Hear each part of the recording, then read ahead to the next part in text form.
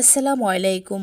বর্তমান যুগের মানুষ ব্যস্ততার কারণে একটু সময় নিয়ে যে পিঠাগুলো তৈরি করা হয়, সেই পিঠাগুলো তৈরি করলে সময়ের স্বল্পতার কারণে পারফেক্ট হয় না। তাদের জন্য আজকের রেসিপি শুকনা চালের গুঁড়া দিয়ে গ্যাসের চুলায় মাত্র 5 মিনিটে ফুলকো চিতই পিঠা। দেখুন পিঠাগুলো কতটা পারফেক্ট হয়েছে। আশা করছি রেসিপিটা অনেক সহজ এবং ভালো লাগবে আপনাদের কাছে। পিঠাগুলো তৈরি করার জন্য চিতই পিঠার যে লোহার সাজ পাওয়া যায়, আমি সেই সাজটা ভালোভাবে পানি দিয়ে ধুয়ে গ্যাসের চুলার উপরে হাই হিটে গরম করে নিচ্ছি। আর অন্যদিকে আমি পিঠার মিশ্রণটা তৈরি করে নিচ্ছি। চিতই পিঠার মিশ্রণ তৈরির জন্য এখানে আমি নর্মাল যে ভাত আছে সেই ভাত নিয়েছি মেজারমেন্ট কাপের 1 কাপ, শুকনা আতপ চালের গুঁড়া নিয়েছি 3 কাপ আর 1 চা চামচ লবণ নিয়েছি।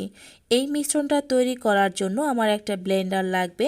সেই ব্লেন্ডারের ভিতরে প্রথমে আমি ভাতটা দিয়ে দিচ্ছি, এরপর লবণ দিয়ে দিচ্ছি। এরপর হাত রাখা যায় এমন গরম পানি ব্লেন্ডারের ভিতরে দিয়ে দিচ্ছি। ব্লেন্ডারের ঝাড়ের ভিতরে আমি 3 কাপ চালের গুঁড়ার জন্য 3 কাপ কুসুম গরম পানি দিয়ে দিচ্ছি। এখন 2.5 মিনিটের মতো খুব ভালোভাবে ব্লেন্ড করে নিচ্ছি। ব্লেন্ড করে নিলে পিঠাটা খুব ফুলকো হয় এবং সময়ও খুব কম লাগে। যেহেতু আমি ব্লেন্ড করার পরই পিঠাগুলো তৈরি করে নিব, তাই অবশ্যই ব্লেন্ড করতে হবে এবং রান্না ভাতটা দিতে হবে। ভাত দিলে পিঠাটা অনেক বেশি নরম তুলতুলে হয়। আমার ব্লেন্ড করা হয়ে গিয়েছে, সবগুলো একটা বাটির ভিতরে ঢেলে নিয়েছি। এখন আরও আধা কাপ হালকা কুসুম গরম পানি দিয়ে দিচ্ছি। আমার 3 কাপ শুকনা আতপ চালের গুঁড়ার সাথে 3.5 কাপ হালকা কুসুম গরম পানি লেগেছে। এরপর 30 সেকেন্ডের জন্য হ্যান্ড বিটারের একটা হ্যান্ডেল দিয়ে ভালোভাবে ফেটিয়ে নিচ্ছি। পিঠার মিশ্রণ রেডি। এখন আমি পিঠা বানাতে চলে যাচ্ছি। এদিকে আমার শাঁসটাও খুব ভালোভাবে গরম হয়ে গিয়েছে। এর ভিতরে আমি পরিমাণ মতো মিশ্রণ দিয়ে দিচ্ছি। পুরো ভরে দিবেন না, এটা কিন্তু ফুলে উঠবে, তাই একটু কম দিয়ে তারপর পিঠাগুলো তৈরি করে নিতে হবে। সবগুলো দেওয়া হয়ে গিয়েছে, এখন আমি ঢেকে দিচ্ছি। চুলার আঁচটা কিন্তু কমাচ্ছি না। হয়ে গিয়েছে প্রায় 1.5 মিনিটের মতো আমি ঢেকে রেখেছি। এখন পিঠাগুলো তুলে নিচ্ছি। দেখুন কত সুন্দরভাবে উঠে যাচ্ছে। এটা কিন্তু আমি প্রথমে যেই পিঠাগুলো দিয়েছিলাম সেই পিঠাগুলোই, সেখান থেকে একটা পিঠা একটু কাছ থেকে দেখিয়ে দিচ্ছি। দেখুন কতটা পারফেক্ট হয়েছে। আরও একবার পিঠাগুলো তৈরি করে দেখাচ্ছি, আর চুলার আঁচ কিন্তু হাইতে আছে।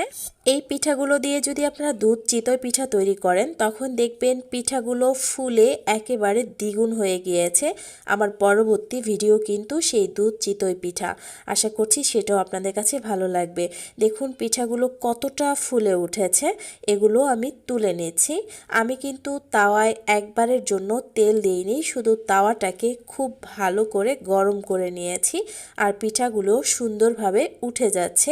একইভাবে আমি সবগুলো পিঠা তৈরি করে নিচ্ছি।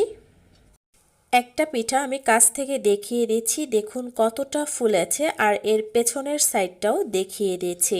অনেকেরই ধারণা থাকে যে গ্যাসের চুলায় চিতই পিঠা পারফেক্ট হয় না। আপনারা আমার রেসিপিটা ফলো করে একবার বানিয়ে দেখুন, ইনশাল্লাহ আপনাদেরটাও এরকম পারফেক্ট হবে। পিঠাগুলো দেখেই বুঝতে পারছেন কেমন হয়েছে। আমি একটু ভেঙে দেখাচ্ছি।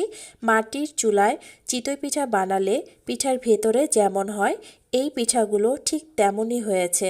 আশা করছি আমার এই রেসিপিটা আপনাদের কাছে অনেক সহজ এবং ভালো লাগবে। কেমন হয়েছে সেটা লাইক কমেন্ট করে অবশ্যই জানিয়ে দিবেন। আজকের মতো রাখছি, আবার কোনো নতুন ভিডিও নিয়ে চলে আসব। সেই পর্যন্ত সবাই ভালো থাকবেন। আল্লাহ হাফেজ।